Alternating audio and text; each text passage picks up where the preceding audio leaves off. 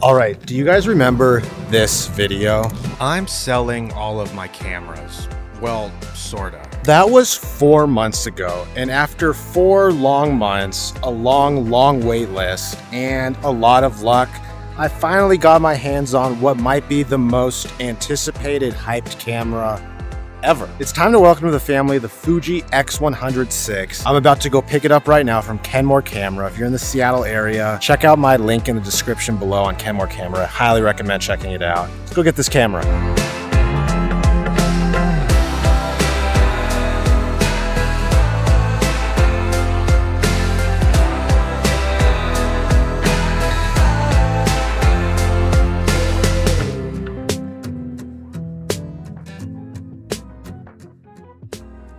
So I've wanted the X100VI for years. I mean, I wanted the X100VI back when the X100V was out, and it's been really one of my grail cameras. I've gone through the film phase, and for me, the film phase is a fun phase. It's a fun phase because you don't really know what you're capturing, and what's cool about the film phase is the unknown.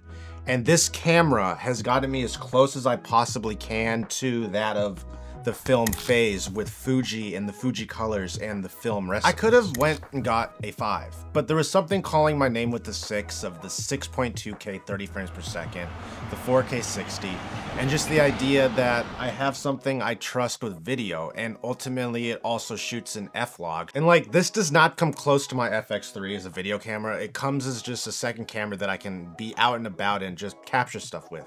It plays more as the perfect hybrid camera. So when I talk about first impressions, something I'm strong with first impressions with is that you don't know something until you use it over time. And I was able to rent this camera and use it for my proposal photos and my time down on the Oregon coast with my fiance, and I really was able to capture how special this camera is and how portable it is. What this camera does best at is showing off your personality, and showing off your personality through that of imagery. One thing that always shocks me when I pull images off this camera is the fact that I literally do not have to edit them. I can throw them into my phone and then put them wherever they need to be. And all of the editing kind of happens in the pre-production phase in the camera when you're building your film recipes, something I'll get into a little bit later. But the moral of my first impressions with this camera is that I'm gonna put it through the paces. I really want a camera that can kind of just always be with me and always be on my side to capture those life moments and have that to look back on. So creative freedom with a fixed lens. This is a 23mm, and I don't have a favorite focal length. I kind of go through phases where I'm obsessed with the focal length. Like right now I'm going through a phase where I'm obsessed with the look of a 14mm. I went through a phase a few months back where I was obsessed with the look of a 50mm. And what's nice about prime lenses and kind of my experience with prime lenses is coming from kind of the film side of things, you're always using prime lenses when you're creating a shot, when you're storyboarding. So for me, you're always trying to get that perfect shot, that perfect frame. And having a focal length on here of 23mm of a fixed lens, it creates an opportunity of creativity. And what's cool about that of prime lenses is you get to be more intentional with the way you shoot. There's a lot less accidental shots happening, and you're more intentional on how you're framing things, how colors are shooting into the camera, how foreground's being used. You're just more intentional with a lot of the things you're shooting. And as far as an everyday carry camera, this camera is the perfect size. I mean, it fits in your hand perfectly. It fits in almost every bag I have. It is the perfect sized camera. And then my favorite part is it just looks cool. They make a silver option of this and they make a black option of this. And I went with the silver because it gives it that film retro type of look that I'm really going for. And I think that's one thing that really gained popularity with this camera, besides the beautiful imagery out of it, is just the aesthetic of it and the way it looks. I mean, it is a good looking camera, and it is something that is eye-catching no matter what. And you always have to take a second look at it to see if it's an X100 or to see if it's a film camera. I never really noticed how much I missed having a photo camera, and I sold my X-T3 about 4 months ago, and all I've had as a photo camera was my iPhone. And as the iPhone takes great pictures, you can't really be intentional with things. And that's where this camera comes in.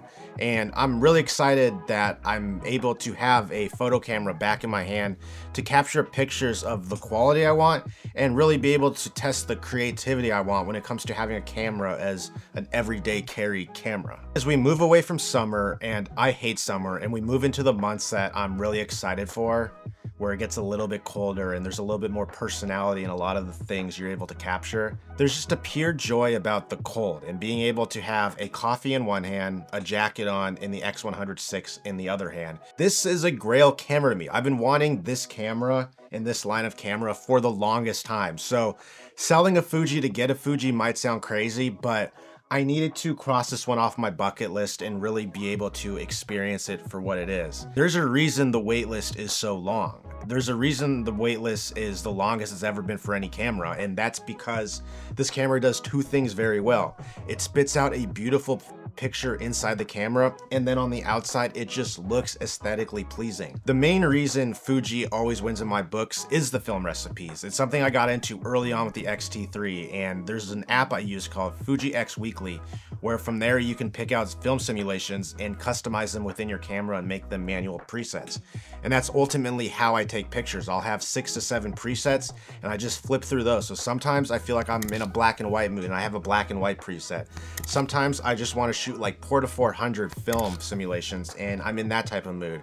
And I have so many different film simulations built out that I'm able to create the personality and the style of photo I'm looking for in a way cheaper way. Now, this isn't a cheap camera by any means. It's about a $1,600 camera, but it is cheaper to have this in the long term than it is to have a film camera and ultimately be constantly buying film and developing film. It's not the same, it's not even close to the same, but it's a good alternative and something that works for me. I'll have Fuji X Weekly linked in the description below. It's a fun app and it's cool to be able to use film simulations in a digital camera, and Fuji offers that. Now, like I said, you can't do a full review until you have the camera in your hands for quite a bit of time. So for me, this is more so of an unboxing and a first impressions and kind of an update from that video I posted 4 months ago when I sold all my cameras, that now I have the iPhone 16 Pro Max as a camera. That'll be coming soon. I'll have a lot of content coming on that shortly.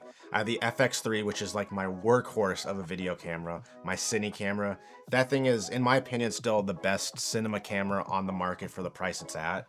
And then finally, the Fuji X100VI, my new everyday carry camera.